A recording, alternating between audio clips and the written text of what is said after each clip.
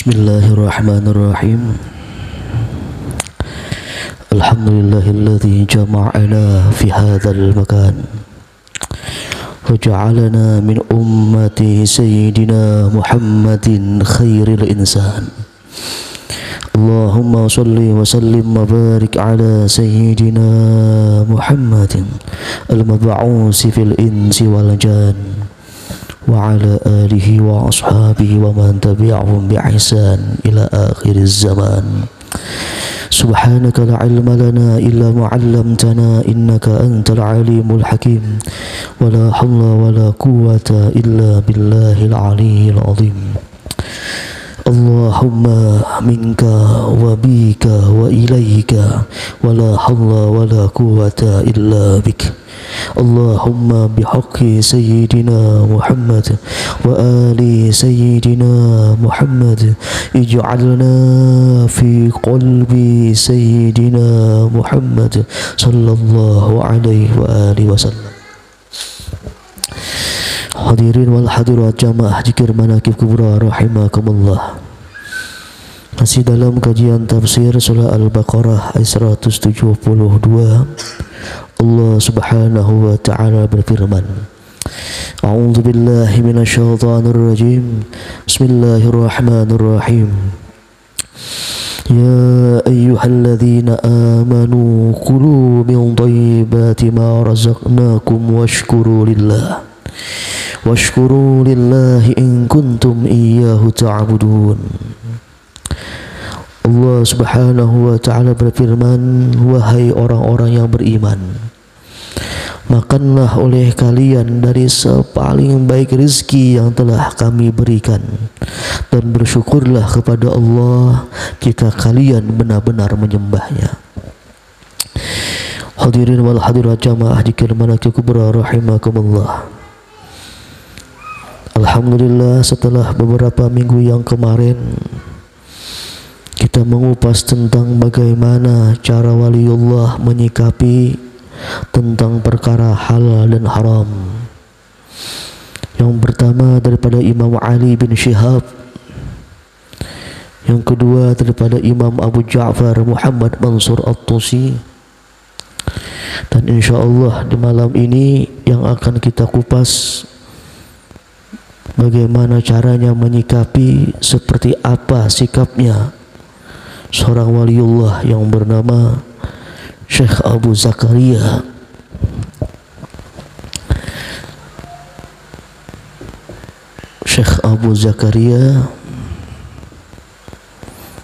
bin Muhammad Al-Jawari.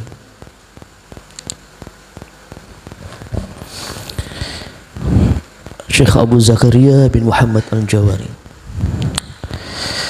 beliau ini adalah tokoh sufi di abad ke-6 yang lahir di kota Maroko, di kota Tadil, Maroko, dan beliau juga wafat di sana. Syekh Abu Zakaria bin Muhammad ini adalah salah seorang wali yang bertetal budala. Maqam daripada Syekh Abu Zakaria bin Muhammad ini, tetal beliau ketika itu menempati sebagai wali afdal. Wali afdal ini setiap generasi cuma berjumlah 7 orang. Cuma 7 orang. Dan beliau termasuk dari 7 orang wali afdal.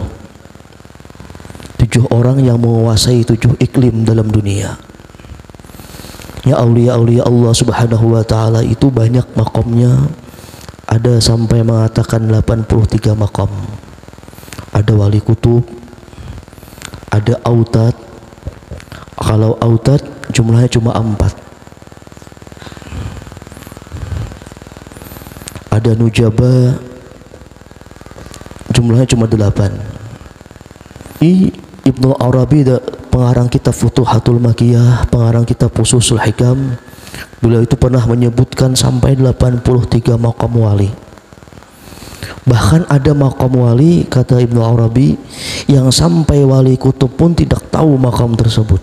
Syekh Abu Zakaria bin Muhammad termasuk wali afdal.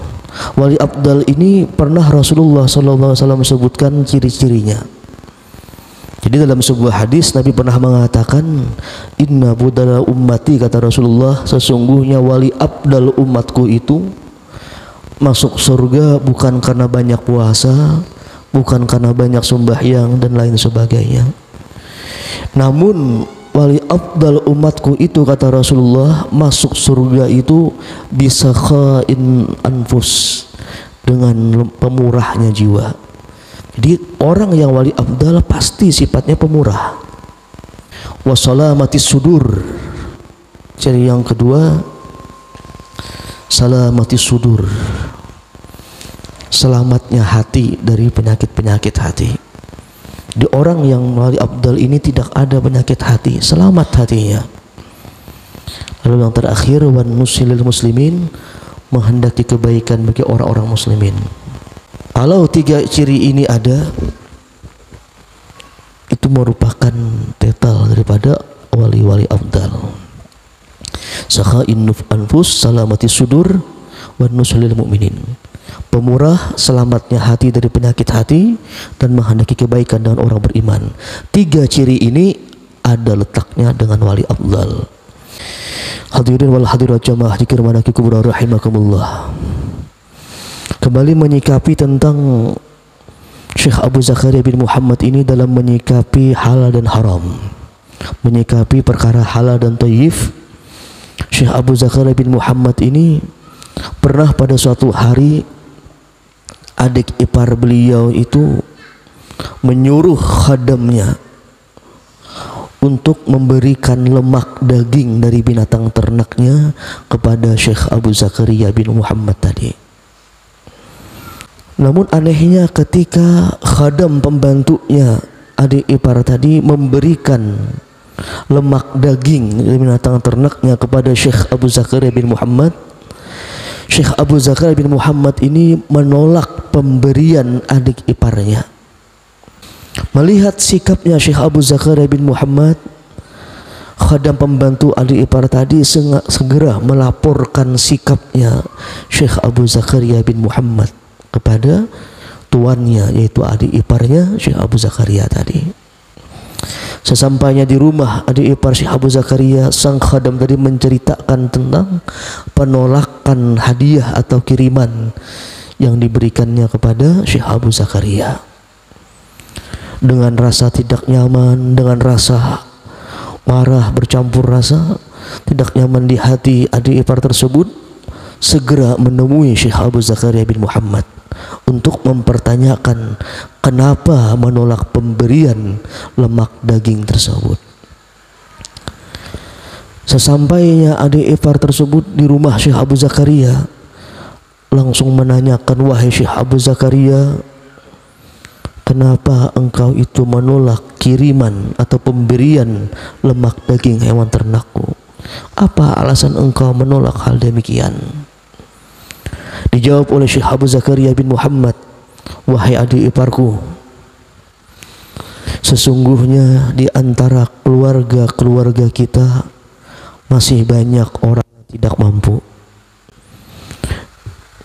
Di antara keluarga-keluarga kita itu masih banyak ada orang yang dalam garis kemiskinan, yang sangat mengharap lemak daging hewan ternakmu.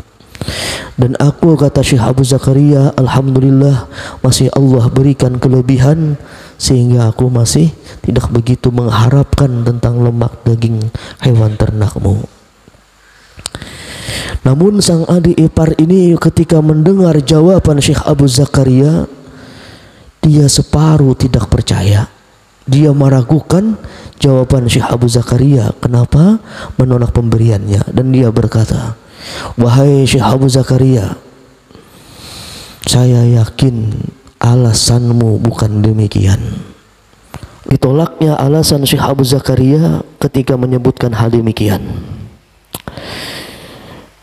Dan aku yakin, kata adik ipar tersebut, pasti ada alasan lain kenapa engkau tidak menerima pemberianku itu. Karena didesak oleh adik iparnya, Syekh Abu Zakaria bin Muhammad ini mau tidak mau menyebutkan alasan sebenarnya Kenapa dia menolak hal demikian? Tidak lagi beliau tutupi alasan tersebut untuk menjaga perasaannya.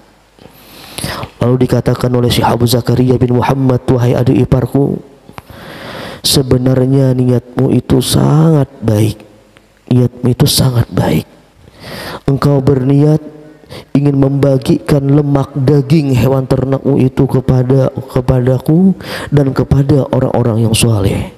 Namun sayangnya, kata Syekh Abu Zakaria bin Muhammad, engkau itu melakukan satu kesalahan yang fatal sehingga niat baikmu itu cedera, tidak lagi mendapatkan keberkahan daripada Allah Subhanahu wa taala.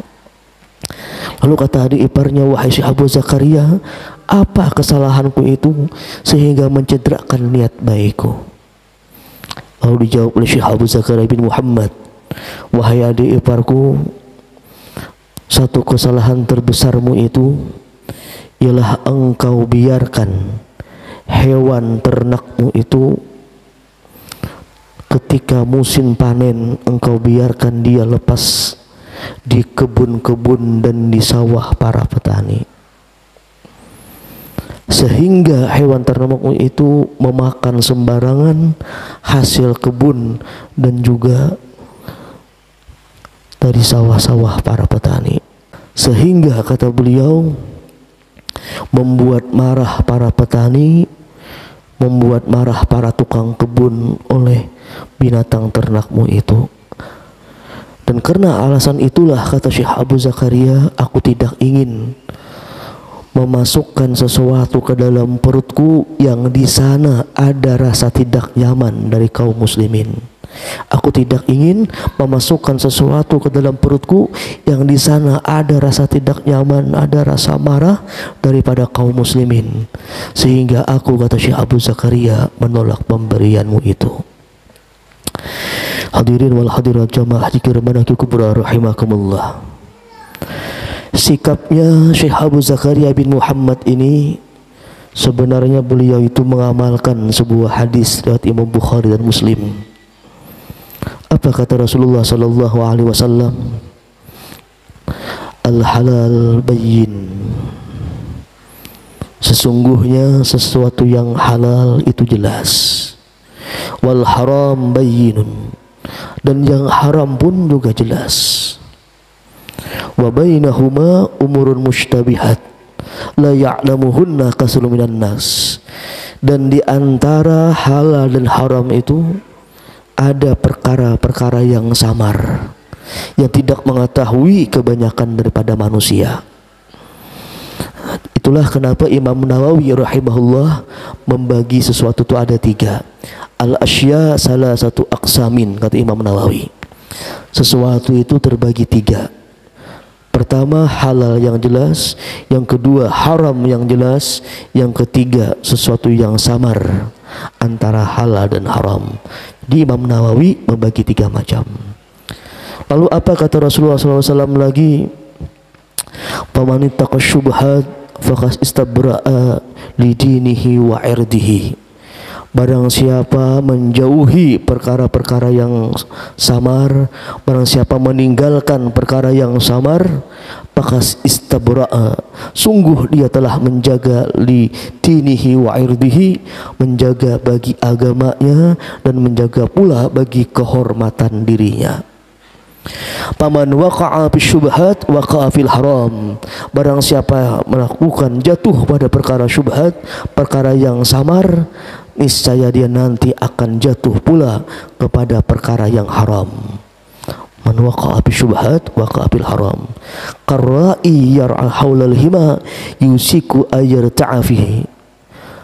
Nabi mengibarat seperti pengembala yang mengembala binatang ternaknya di tempat yang tidak boleh memasukinya.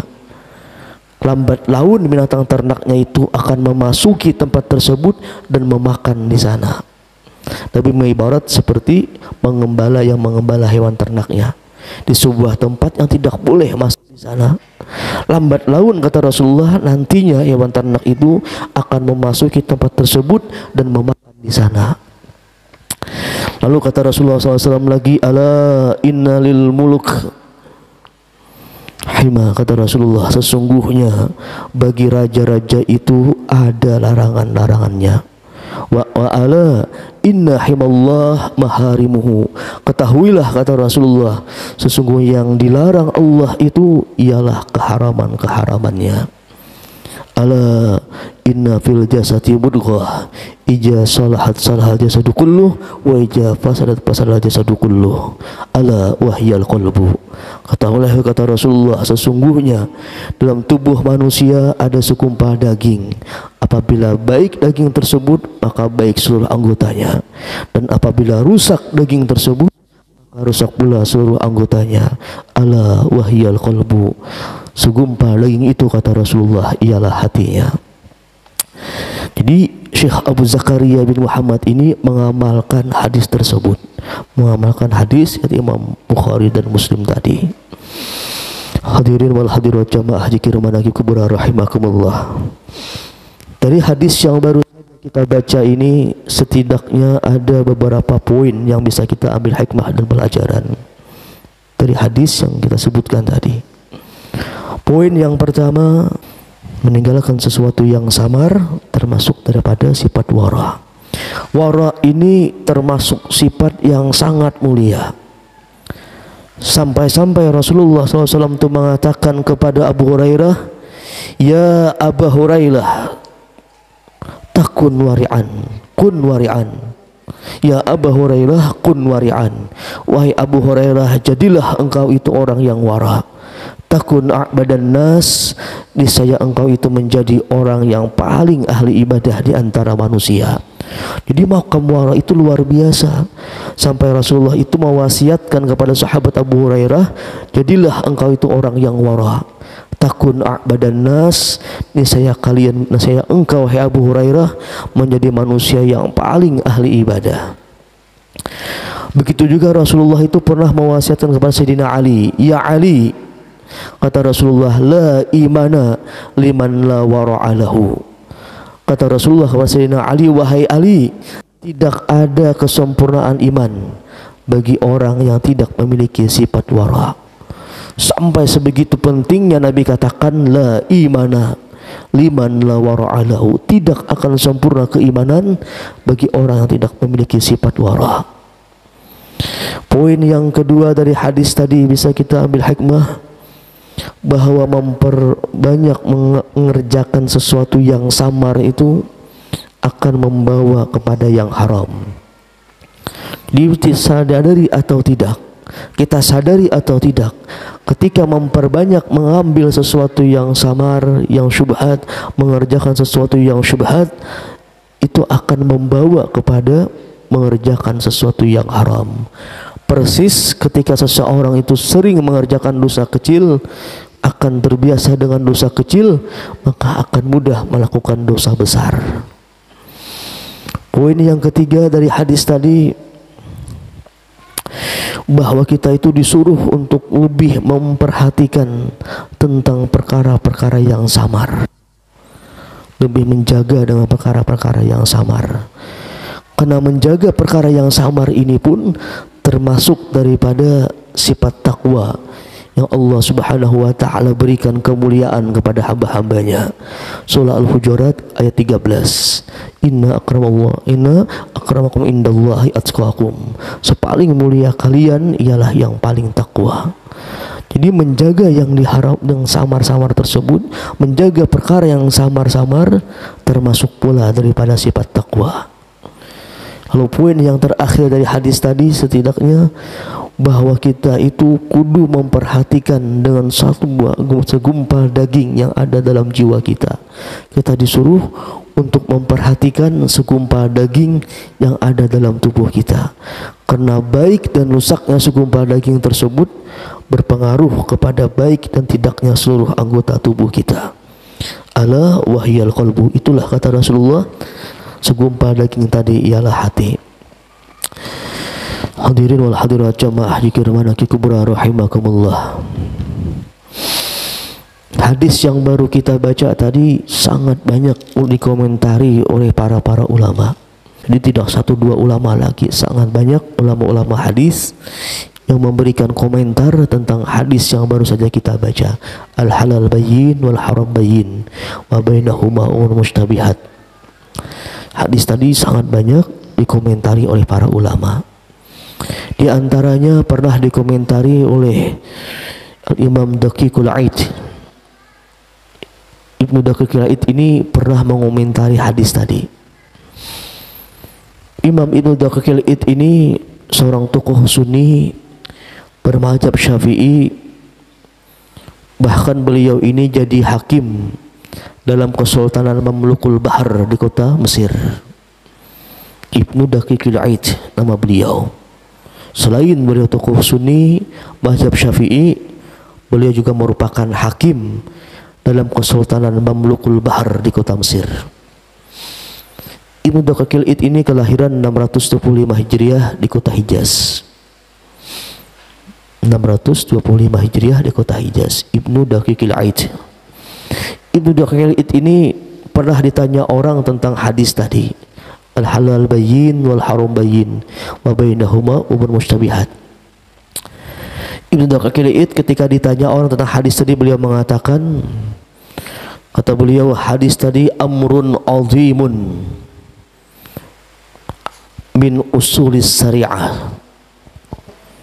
Ketika ditanya orang tentang hadis tadi, beliau katakan hadis tersebut amrun azimun min usulis syariah. Hadis tersebut merupakan perkara yang sangat besar dari usulnya ilmu syariat. Bahkan dikatakan beliau lagi, dikatakan Ibnu Daqiqul Aid, kata beliau dalam hadis tadi ada sulusul Islam. Dalam hadis yang baru kita baca tadi ada sepertiga hukum Islam. Fihi sulusul Islam, kata Ibnu Daqiqul Aid. Di hadis al halal bayyin wal haram bayyin, itu kata Rasulullah, kata Ibnu Daqiqul Aid, di hadis tersebut ada sepertiga hukum Islam, sulusul Islam. Wa huwa min jawami'il kalimin Nabi sallallahu alaihi wasallam.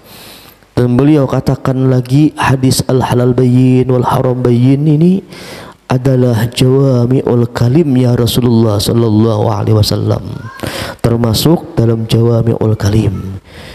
Jawami'ul kalim ini ialah kata-kata yang pendek, yang sederhana, namun syarat akan makna.